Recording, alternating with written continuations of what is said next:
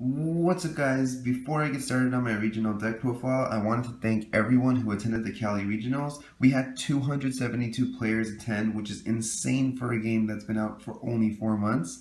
I had people come up to me and recognize me, and I'm just really flattered and honored to know that you guys truly care about my opinion and watch all my videos, so thank you for that. I'd also like to thank all the judges and event proctors who worked tirelessly so that we can enjoy the event, and a last congratulations to all of those who made top 64, top 32, top 8, and third, second, and first place for getting their invite to Worlds. So without any more thank yous, interruptions, or anything else, let's get started on this deck profile.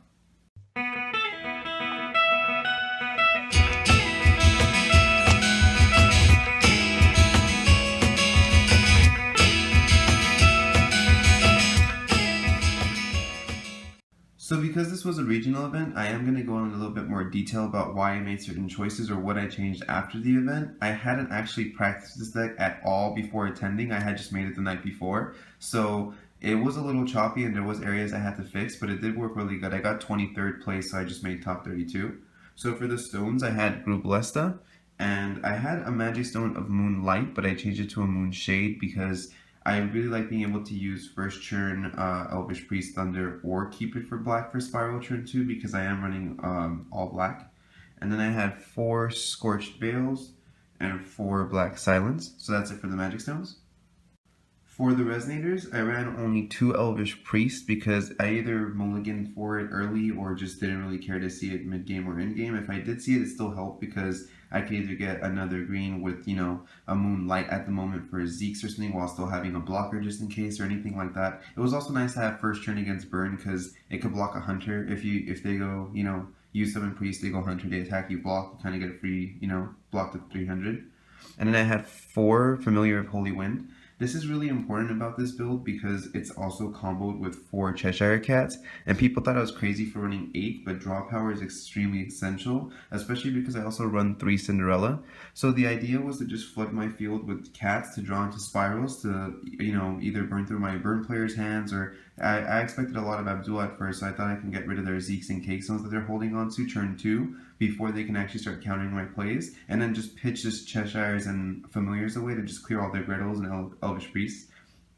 And it worked against Burn too because if they would flood the field with like Martyrs and stuff and Audrey or whatever, I'd just be able to tribute them all away.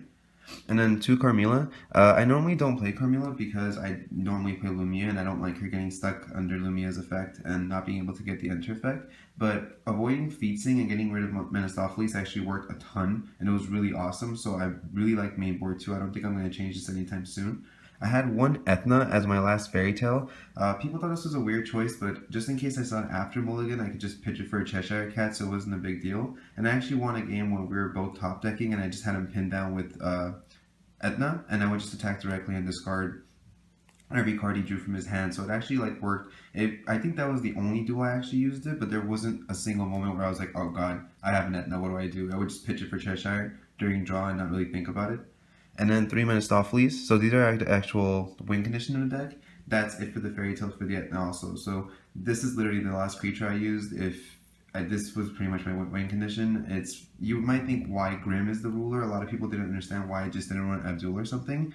But I like the idea of being able to use the Cheshires game 1 because it would kind of steal the game. Being able to draw into all my answers with Carmillas or anything like that just made it so that they couldn't keep up. Not to mention every time I summoned something that was a low drop like Cheshire or Familiar, I would replace cards in my hand while spiraling their hand. So my hand was always full with answers and they would just lose their entire hand. So that's it for the Resonators.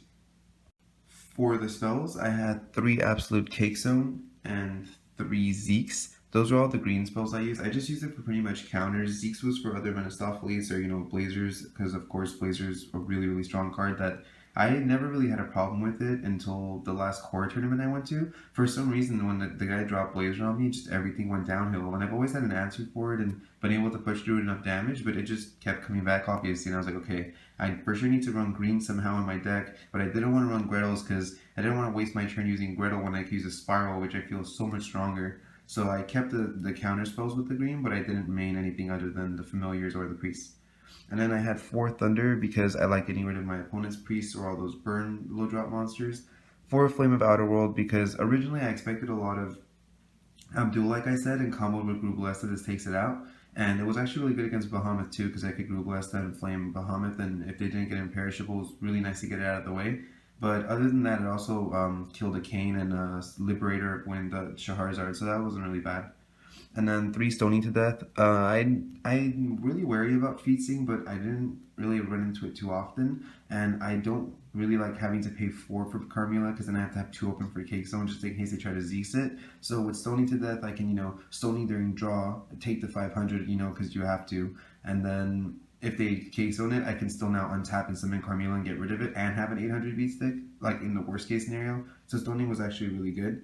And then lastly, we had the 4 Spiral of Despair, which is like the craziest card in this deck. I literally won games by just double spiraling someone and then just going downhill from there. They would just look at me like, are you kidding me? And I would just flood my field with little cats that not only are picking for 200 damage, but I'm just, getting ready with my Cinderellas ready to wipe their board anyway. And once Menasalphes drops on the field, it just ruins everything and they pretty much just lose the game. So the sideboard is actually why this deck is called Persona Grimm. I ran a Dracula in my sideboard, an Abdul, and at the time it was a Liberator of Wind, but I changed it to an Alice. I don't know why I didn't have Alice in the first place. I had tested Alice as my actual main ruler in this deck, and it had worked fine, but I found that the Cheshire Cats were really helpful, so I wanted to keep those instead with Grimm. But I don't know, I guess I wanted to Liberator because I had stories in the side, but with only 4 green and even with the Elvish Priest, it was just kind of too hard to go into, so I never really ended up siding it either. And so the idea is, if you play against Burn, you go into Dracula, which of course can play off a very low amount of stones, so you can avoid getting split for too much damage. If you go against Odd Grimm, you go into Abdul, which I didn't against Vincent, who ended up winning the whole tournament. Not saying that, if I had, I would have won me the game, but because I hadn't really practiced the deck, there was a lot of mistakes I made, but now that I know that, I'm really, really proud of the direction this deck is going. So Dracula was used against Burn. Abdul was used against either, heavy enter effects like Green Grimm, which I didn't end up playing against, but that's what I was expecting. And stuff like, Odd Grimm, because I could just negate the Tinkerbells and they die. Not to mention that nobody expects you to go from Grimm to Abdul. Every time I would switch a ruler, everyone would just freak out. And what I would do is I would switch my ruler every single game, which I probably wouldn't do now that I've practiced the deck a little better. Like if I, Dracula wins game 2, I'd probably only switch to Alice, because if they go first, Alice doesn't have too far of a setback, since if I pay the black, if I pay the red, she could do the 1000 damage and remove something and discard a card from their hand with the black. So I think going into Dracula game 2 against Burn and then game 3 into Alice would be great, or game 2 into Dracula against Odd Grimm when you go first, and then game 3 Abdul to negate the Tinkerbells. So anything like that, they won't see it coming, and it's really, really helpful.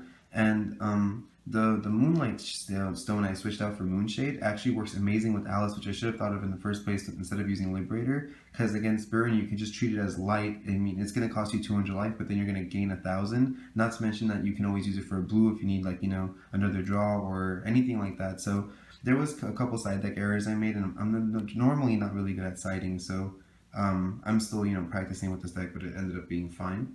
And then there was 4 Lauras, which of course you need for Dracula, 2 Gardia, and 2 Necronomicon for Abdul. And then for just default, I had 2 Carmilla, because the only cards I would side out were the 4 Cheshires and the Etna, because I can't use them with these rulers. So I would go 4 Laura and 1 Carmilla for Dracula, 2 Gardia, 2 Necro, and 1 Carmilla for Abdul. And then with Liberator Wind, I was just switching out my ruler, and then I would, just try to get anything I wanted. And then the stories now are Awakenings, but I don't really feel too comfortable with it for Awakening either. It doesn't really feel like, I haven't played a match with the Awakening because these changes were made after, but yeah, if you guys have any suggestions for something I could take out for 2 Awakenings and, switch them out, that would be great. So yeah, that's the entire side deck. So that was my Persona Grimm top 32 deck profile. I apologize if my voice sounds a little off. I'm still recovering from being sick, so my throat is super dry. If you guys have any questions or suggestions, please feel free to leave a comment in the comment section below. As always, please subscribe to the channel, where I'll bring you the top 8 deck lists sometime this week when they're all posted, and I will catch you guys next time.